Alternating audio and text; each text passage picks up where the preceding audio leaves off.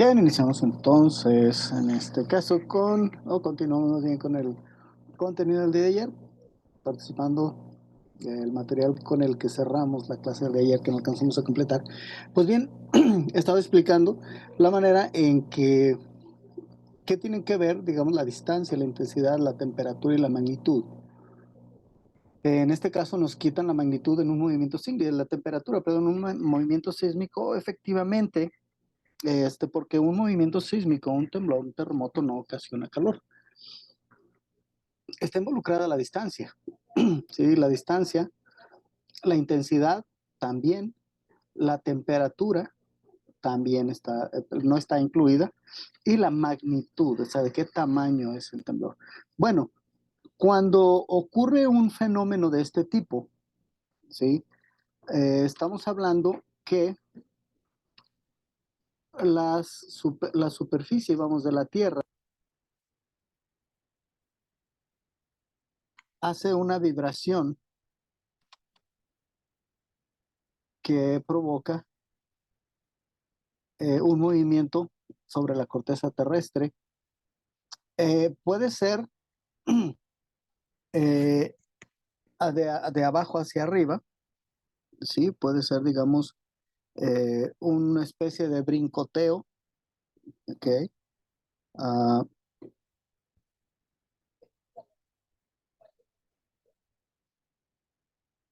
ok, puede ser una especie de brincoteo, es decir, hacia arriba y hacia abajo. Ah, Suele llamársele también seísmo, pero nuestro lenguaje se nos ha acoplado más en llamarle sismo, ¿ok? Entonces, hay diferentes tipos de movimientos.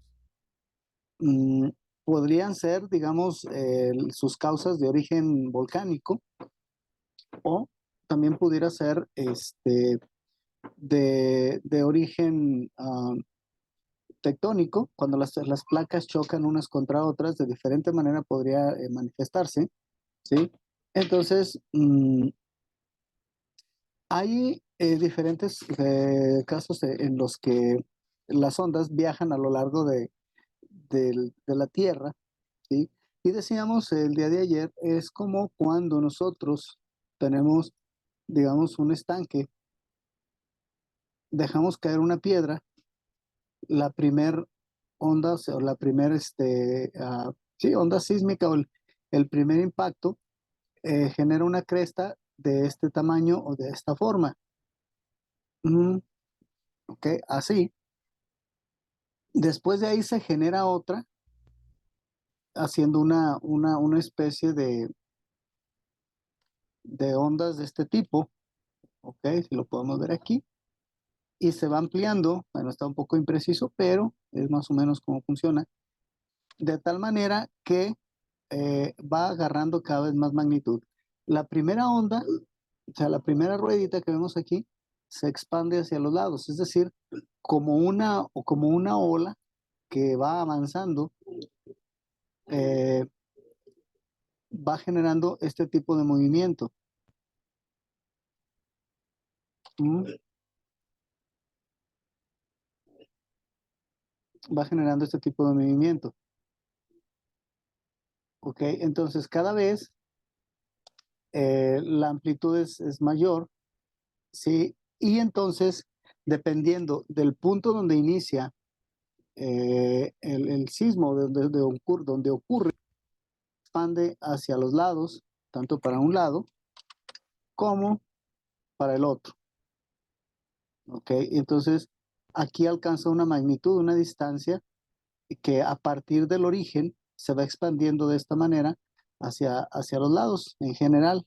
Eh, por lo tanto, la onda sísmica o el movimiento sísmico en el lugar de origen es más mínimo, o sea, es más, no se siente, vamos, no se percibe, no se, en el centro del sismo no hay tanto daño como el daño que puede ocurrir en distancias más alejadas. Por ejemplo, ya a esta distancia, las crestas son más altas, es decir, la onda oscilatoria es mucho más elevada, y entonces eh, es donde ocurren a veces los graves, cuando van a una distancia mayor.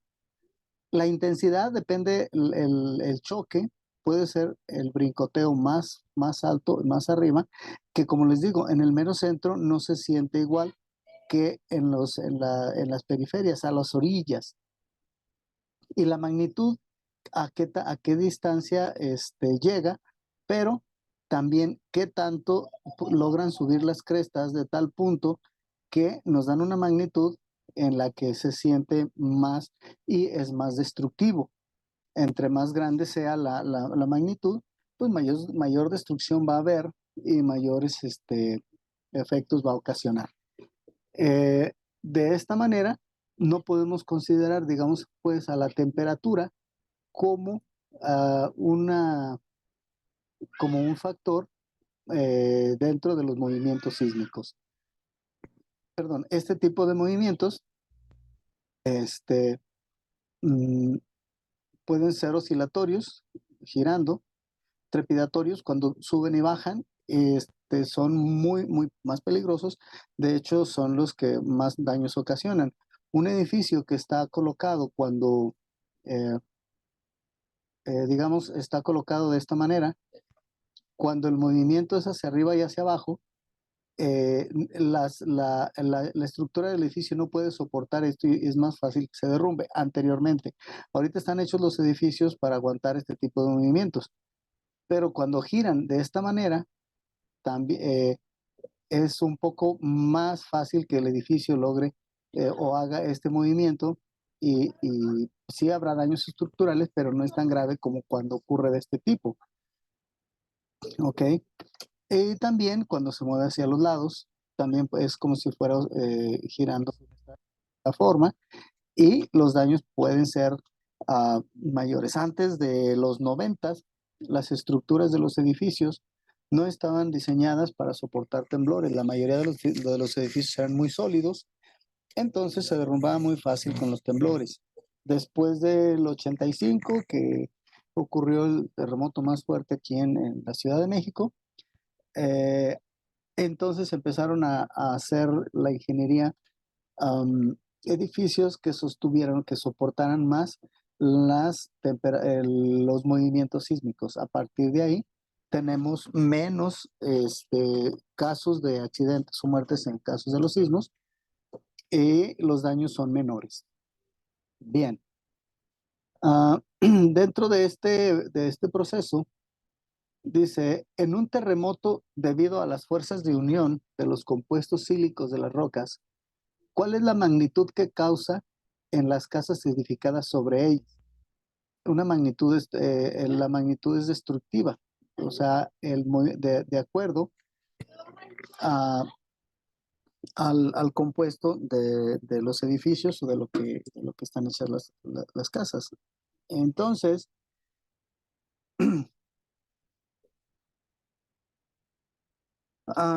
dentro de este, dentro de este contenido, mm,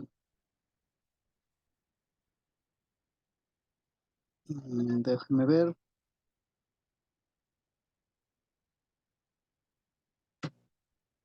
mm, de los procesos que corresponden con las variables relativas al parque vehicular.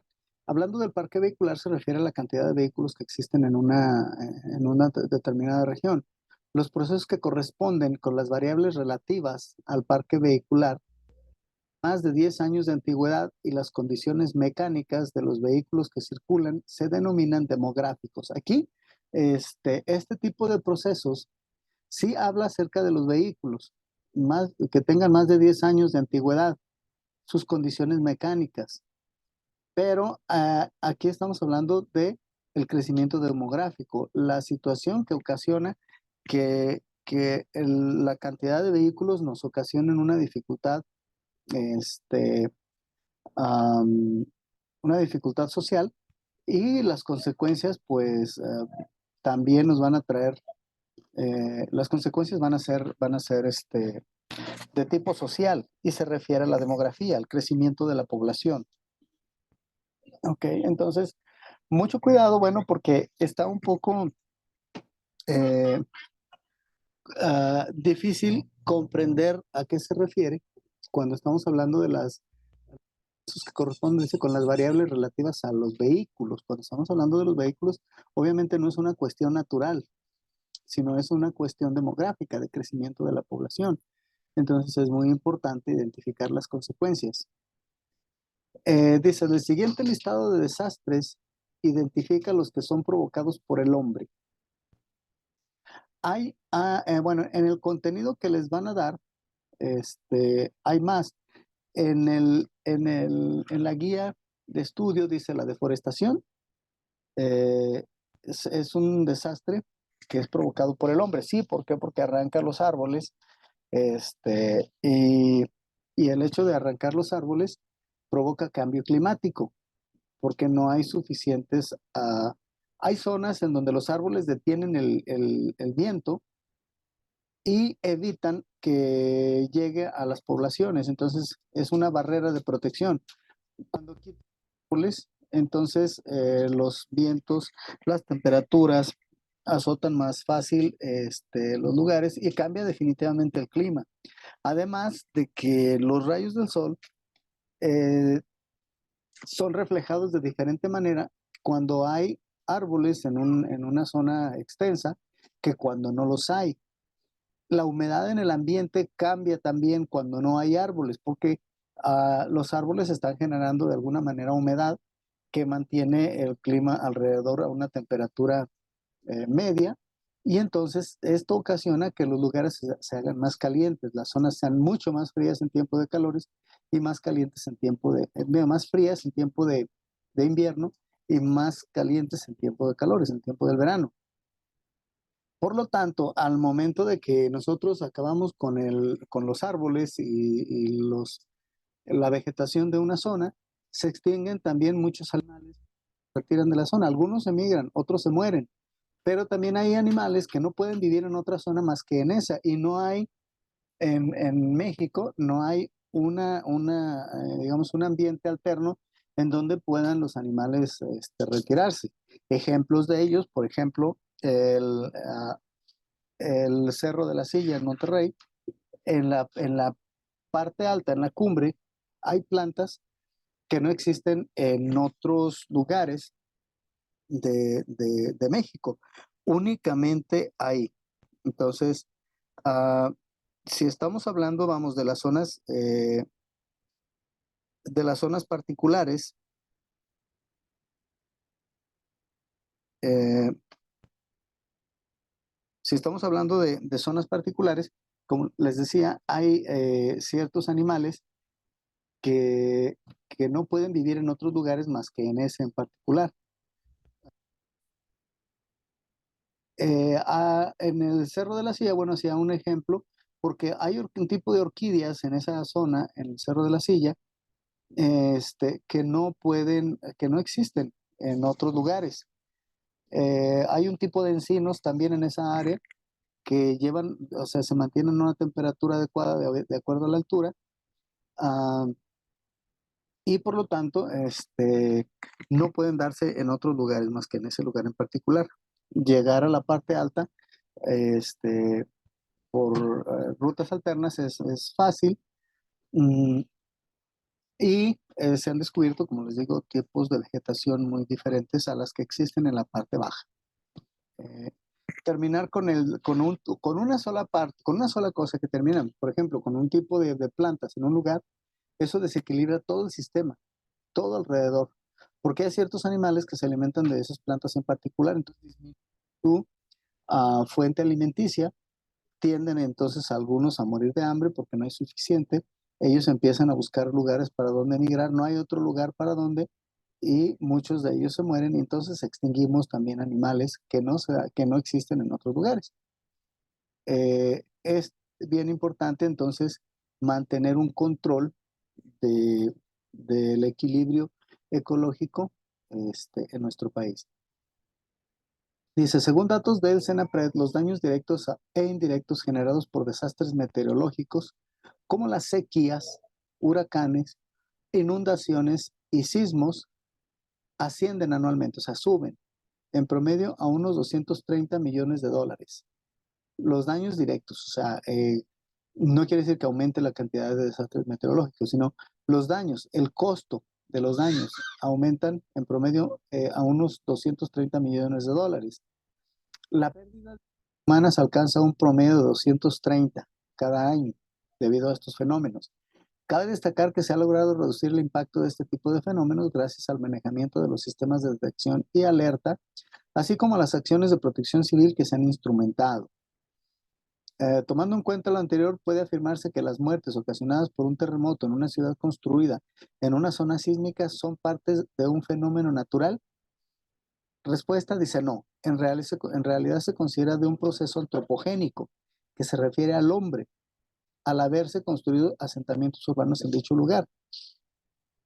Es en general el fenómeno que nos muestra porque habla respecto a la pérdida de vidas humanas, ¿sí? Dice, alcanza un promedio de 230 anuales, 230 personas que mueren por fenómenos naturales. Y tiende a aumentar, dice, tanto los económicos como, por ejemplo, las pérdidas humanas tienden a aumentar, pero no por el hecho de que sean más graves los terremotos, sino porque la población tiende a aumentar. Entonces, en un lugar donde no hay gente, obviamente no va a morir nadie por un terremoto, pero en un lugar que hay gente, hay dependiendo las posibilidades de que ocurra muertes por causa del terremoto. Sí se ha logrado reducir el impacto de este tipo de fenómenos, dice, gracias al mejoramiento de los sistemas de detección y alerta. Sí, en primer lugar, bueno, lograr detectar un sismo es bastante complicado, pero determinar la trayectoria de una tormenta que va a provocar un huracán es más fácil, se puede lograr predecir. Incluso el clima puede predecirse si va a ser demasiado crudo o va a ser un poco más suave, dependiendo de las bajas temperaturas en zonas determinadas del país. Se pueden predecir. Ah, y dice, además las acciones de protección civil que se han instrumentado. La historia ha hecho que el hombre aprenda y gracias al aprendizaje del hombre que no quiere repetir las mismas situaciones por las que ha pasado, bueno, entonces organiza eh, a grupos de personas que se dedican a mantener un control o a ayudar en los casos de situaciones graves, de desastres en las grandes ciudades. Esto pues, nos ha ayudado ahora, sobre todo con la aparición de Protección Civil en los últimos años, a estar al pendiente de la seguridad y la salud de las personas. ¿Sí? Ah, se puede afirmar que las muertes ocasionadas por un terremoto en una ciudad construida en una zona sísmica son parte de un fenómeno natural. Es la pregunta principal. Entonces, si nosotros sabemos que en ciertos lugares hay terremotos, que son terremotos muy frecuentes, pues no deberíamos de construir grandes ciudades en esos lugares. Guadalajara es una zona sísmica, el Distrito Federal o la zona de la Ciudad de México también. O sea, son zonas que por su naturaleza son sísmicas, por el lugar en que se encuentran, la mayoría de los casos de origen volcánico, y aún así, bueno, nos hemos animado a construir grandes ciudades pagando las consecuencias a través de los años. Y se ha logrado disminuir este impacto, bueno, como dice aquí, gracias a el, el aprendizaje de las personas y a lograr organizarse de una manera para tener un mejor control y evitar muertes y daños económicos en la sociedad. Dice, si ocurre un desastre después de que se presenta un terremoto en una ciudad con una población muy numerosa, se puede afirmar con certeza que se deriva de un fenómeno demográfico. El, el terremoto o el sismo es un fenómeno natural ¿ok? En sí, el fenómeno natural es el movimiento de la Tierra, el movimiento telúrico. Pero las pérdidas humanas, ¿sí? Y los desastres que ocurren en los edificios construidos es un fenómeno demográfico. En un lugar donde no hay gente, que no hay personas, que no hay construcciones hechas por el hombre, al ocurrir un terremoto, llega a abrir alguna grieta, por ejemplo, pues es un fenómeno geográfico, no tiene que ver con las personas, no tiene que ver con el crecimiento de la población, por lo tanto no podemos definir o decir que sea un fenómeno demográfico. ¿Okay? Eh, todo este tipo de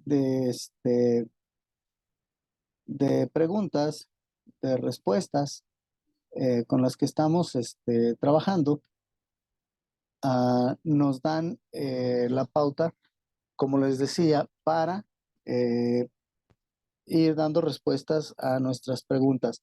Es bueno repasarlas, sí, y una otra vez, pero cada vez que las repasemos, lo importante no es aprender el resultado, sino comprender a qué se refiere. La palabra aleatorio de por sí, en el momento que yo la lea, ya debería de saber yo a qué se refiere la pregunta. Acuérdense que un fenómeno aleatorio es un fenómeno que no sabemos, un resultado aleatorio, no sabemos cuál va a ser el resultado. ¿Okay? De 10 monedas que yo saque de una bolsa, no voy a saber si va a ser cara o cruz, porque las posibilidades son dos únicamente por cada moneda, pero aún así, aunque pueda salir cara o cruz, de todos modos no tengo la seguridad. El resultado va a ser aleatorio aunque tenga únicamente dos posibilidades. De una bolsa con una canica roja, una verde, una azul, una negra, una morada, las posibilidades de que el resultado o la probabilidad de que yo saque una canica negra es aleatorio, porque no sé realmente de qué color pueda salir la canica. Estoy seguro que va a ser uno de esos colores que mencioné, pero no sé cuál en realidad es el que va a ocurrir. Entonces, este tipo ah, de este tipo de eventos o este tipo de resultados son los utilizados en el juego de cartas. Cuando yo reparto las cartas que me toquen a mí, el resultado va a ser aleatorio, porque pueden caerme puros reyes, puras, ah, puros, si estamos hablando de determinada baraja española o la otra, pueden salirme puros ases, pueden salirme puros números 4, puros números 5, etcétera. Pero es aleatorio porque puede también salir combinado, y en la mayoría de los casos es combinado. Raras veces logra salir una combinación tan perfecta que no tenga manera de que alguien saque un mejor resultado. Este tipo de fenómenos entonces consideramos que es aleatorio. Dice, ¿cuál es el evento que puede ocurrir al mismo tiempo que otro? Un evento independiente. O sea, un evento no puede ocurrir al mismo tiempo que otro. Um, es un evento que ocurre en un solo lugar a la vez. Hay lugares en donde, bueno, dos eventos independientes pueden ocurrir al mismo tiempo y al reunirse formar uno solo. El caso de las lluvias, las tormentas en una zona y eh, hechos aislados que tienden a unirse formando una sola precipitación. Este tipo de eventos no son aleatorios, pero tienden a predecirse, como en el caso de las lluvias, que si la humedad es alta, las temperaturas hay un contraste en las temperaturas en la parte alta de la atmósfera y en la parte baja. Lo más seguro es que vamos a tener una precipitación cuando las gotas de vapor se condensen formando gotas más grandes, y entonces vamos a tener una lluvia, una tormenta. ¿Cómo se le llama a la colección de todos los resultados posibles de un experimento? Espacio de eventos. Ok, yo tengo una mesa y en esa mesa voy a tener cinco recipientes con los colores azul, eh, digamos el color azul, el verde, el naranja, el rojo y el blanco. Ok, entonces, eh, en un recipiente yo puedo mezclar el color azul más el color verde. En otro puedo mezclar el color azul y el color naranja. En otro puedo mezclar el color azul y el color rojo. En otro el azul y el blanco. En este momento yo tengo 1, 2, 3, 4 experimentos realizados de combinación de colores. Ok, mi espacio de eventos abarca 4 accidentes con 2 posibilidades. Ok, azul y verde, azul y naranja, azul y rojo y azul y blanco. En la siguiente vuelta puedo combinar ahora verde o azul, verde y naranja. Ahora voy a combinar 3 colores: azul, verde y naranja, azul, naranja y rojo, azul, rojo y blanco. Entonces, todos los resultados que me den las posibles combinaciones a estos experimentos le llamo espacio de eventos. Todas las posibles combinaciones que realicé es un espacio en donde ocurrieron diferentes situaciones, diferentes eventos, diferentes resultados. ¿Okay? Este lugar entonces, o este momento, o este tiempo de experimentación, se le llama espacio de eventos. ¿Ok? Dice, completa los espacios en blanco con la opción correcta. La estadística es un procedimiento de tipo inductivo y cuyas conclusiones son solamente probables. Hay que ver en su tabla de conceptos, como les dije, ver a qué se refiere el término inductivo y el término probable. Aquí es muy importante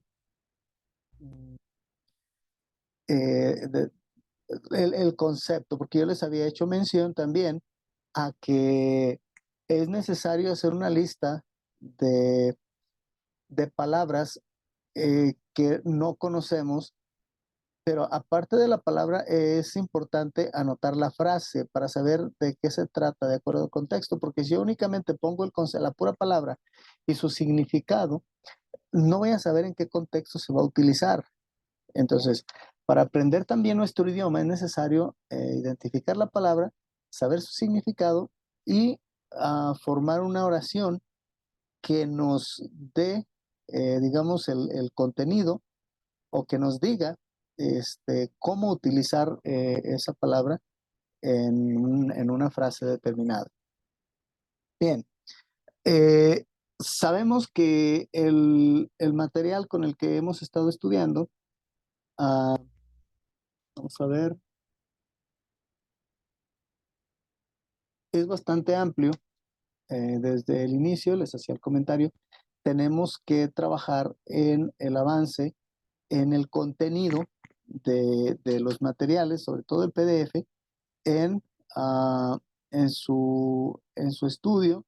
Y por ahí incluso hemos estado dejando dejé 2 actividades en el Classroom, en donde la recomendación es hacer al menos 25 preguntas, y de esas 25 preguntas se pueden compartir entre ustedes y hacen, bueno, son 2 secciones, una de 25 y la segunda también de 25, dándonos un total de 50 preguntas con sus respuestas cada una. Esta es una manera de estudiar sacando preguntas y respuestas que sean entendibles y compartiéndolas con los compañeros, porque una vez que yo hago mis 50 preguntas, difícilmente voy a coincidir con las otras 50 preguntas del otro compañero. Entonces, La intención y lo ideal es que cada quien maneje una cantidad de preguntas, las comparta y así aumente la cantidad de probabilidades de obtener preguntas semejantes a las que vienen en el tema en el examen más bien. Cuando llegamos a la página 39 de 239, imagínense todavía las 200 que quedan, que espero que le hayan dado un buen aventajón a ustedes a su libro. Cuando nos detuvimos en esta parte, empezamos con el uso del Excel. Trabajamos con este tipo de gráficos. Esos son pequeños, ¿sí? La gráfica que nos va a dar es una gráfica muy predecible. Y vimos los ejemplos, cómo generar las gráficas, cómo calcular sumas, restas, multiplicaciones, divisiones, hacer una gráfica de las incidencias en cada uno de los casos. Eh, entonces, bueno, aquí se describe un material de estudio y más en esta parte, vamos a ver, aquí está. Dice las variables como instrumentos de medición de la incertidumbre y la variabilidad de un fenómeno aleatorio. Temas que hemos visto ya con los ejemplos que hemos puesto. Dice, los fenómenos naturales y los procesos sociales poseen características que por su naturaleza pueden ser medidas y estudiadas. Todo fenómeno natural, lluvias, terremotos, etcétera, y procesos sociales, crecimiento demográfico, mm, accidentes vehiculares, robo de autos, etcétera, todo este tipo de cosas eh, pueden ser medidas y estudiadas. Dice, por ejemplo, si consideramos el fenómeno natural de la precipitación, la lluvia en México, las características, estas características a las cuales también denominamos, dice, variables. ¿Cuáles son las variables que influyen en una tormenta? La temperatura, la humedad, el viento, varios fenómenos son variables porque pueden, la temperatura puede ser alta, puede ser baja, eh, el viento puede ser fuerte, puede ser lento, la humedad puede ser muy densa, puede haber demasiada humedad en el ambiente, puede haber menor, varía, dependiendo, son cosas que de acuerdo a su valor vamos a obtener resultados diferentes. En un escenario donde yo tenga una alta concentración de humedad en la parte alta en la atmósfera, y esa gran concentración de humedad tiende a enfriarse, se solidifican, o sea, la nube tiende a juntarse cada vez más y es cuando vemos nubes negras en la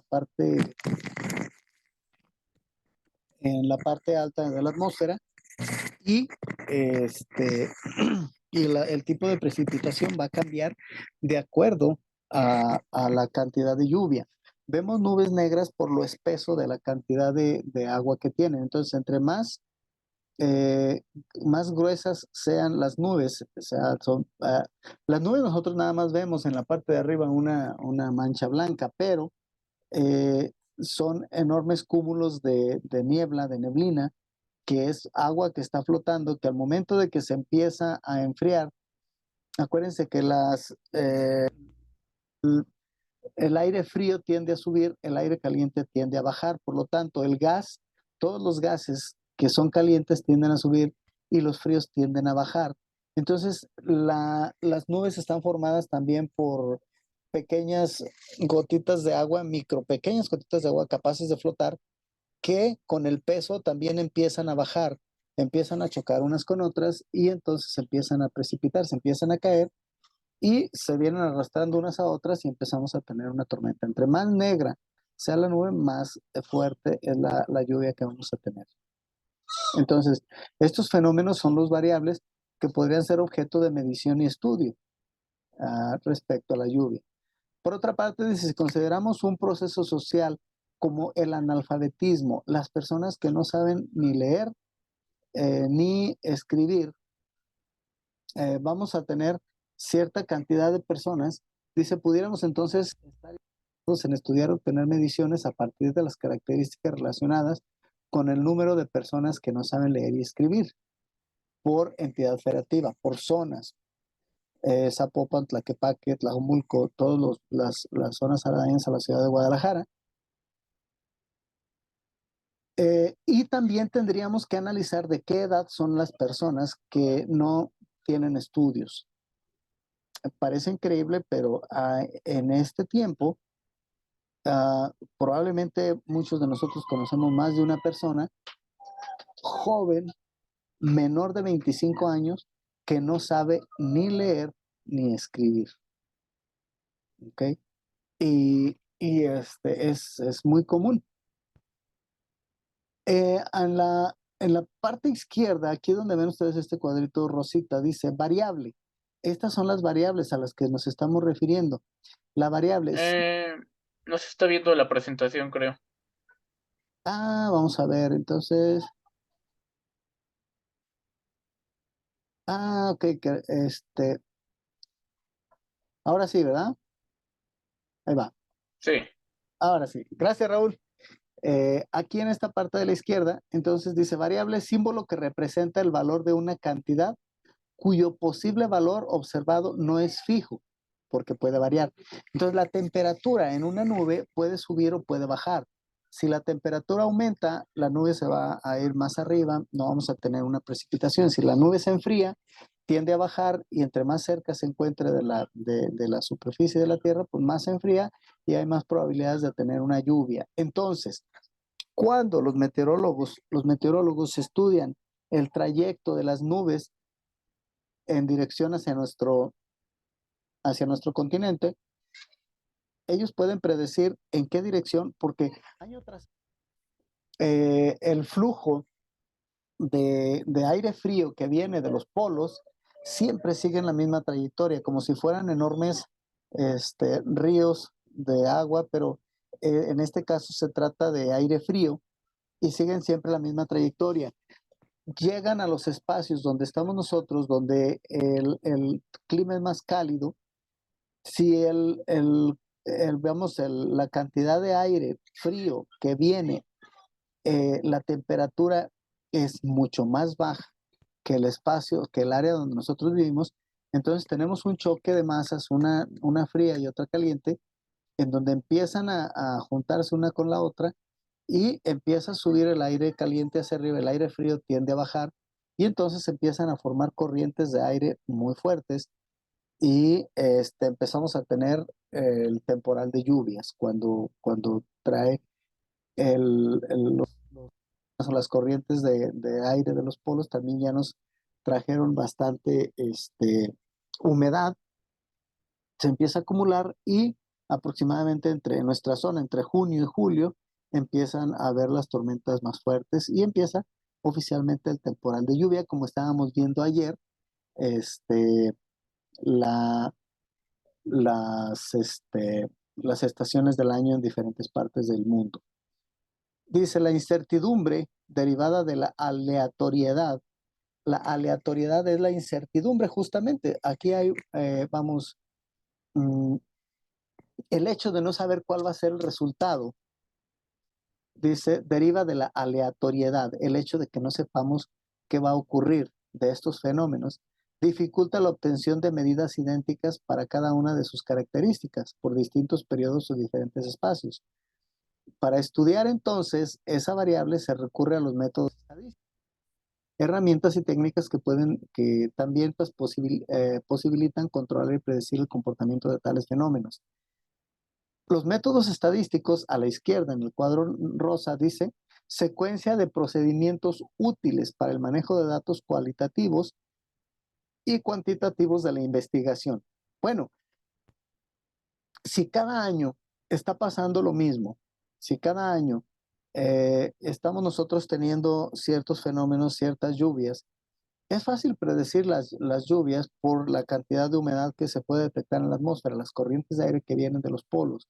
Las zonas calientes o frías de nuestro país ya tanto se repiten que es fácil predecir qué va a ocurrir en cierta zona en determinado temporal. Los terremotos, por su parte, no son algo que puedan ser detectados tan fácilmente. Se están haciendo estudios grandes para ver si pudiera detectarse con tiempo un terremoto. Aquí la situación es que la humedad, por ejemplo, viaja sobre la superficie de la Tierra por varios kilómetros y kilómetros durante el día y la noche. Es fácil por medio de satélites monitorear este tipo de, de trayectorias y definir qué es lo que va a ocurrir. Pero la actividad volcánica es un poco más difícil de detectarse, sin embargo, se han logrado grandes avances y se ha logrado predecir grandes desastres de acuerdo a las temperaturas en el interior de los volcanes y al movimiento de la lava en los mismos. Los microsismos nos dan una idea de lo que puede ocurrir y son un tanto predecibles, pero el movimiento, las placas tectónicas, es un poco más complicado porque no sabemos en qué momento se vaya a desprender una de las placas y choque con la otra, ni sabemos en qué momento van a colapsar dos placas que van a provocar un levantamiento de la Tierra. Entonces, y además es algo que no se puede ver, está en el fondo de la Tierra, es muy difícil ver su trayectoria, por lo tanto, definir o determinar cuándo va a ocurrir un terremoto prácticamente es imposible. Pero bueno, hay situaciones en las que después de que ocurre el impacto de las placas tectónicas, hay cierta cantidad de minutos o segundos, más de un minuto incluso, que puede alcanzarse a dar cuenta el ser humano gracias a los animales, gracias a otros aparatos que ha inventado, y están logrando al menos adelantarse a la situación 1 o 2 minutos. Es suficiente para poner a salvo a una persona que se encuentre en alguna zona determinada. Si hablamos de edificios muy altos, pues ahí sí está un poco difícil. Cuando tardamos hasta 10, 15 minutos en bajar de un edificio, ya sea por el elevador o por las escaleras, pues ya cuando llegamos a la parte baja, el terremoto ya pasó. ¿Ok? Bien, eh, este, eh, vamos a continuar en un momento con las características métricas, las variables cuantitativas, ¿ok? En el siguiente video.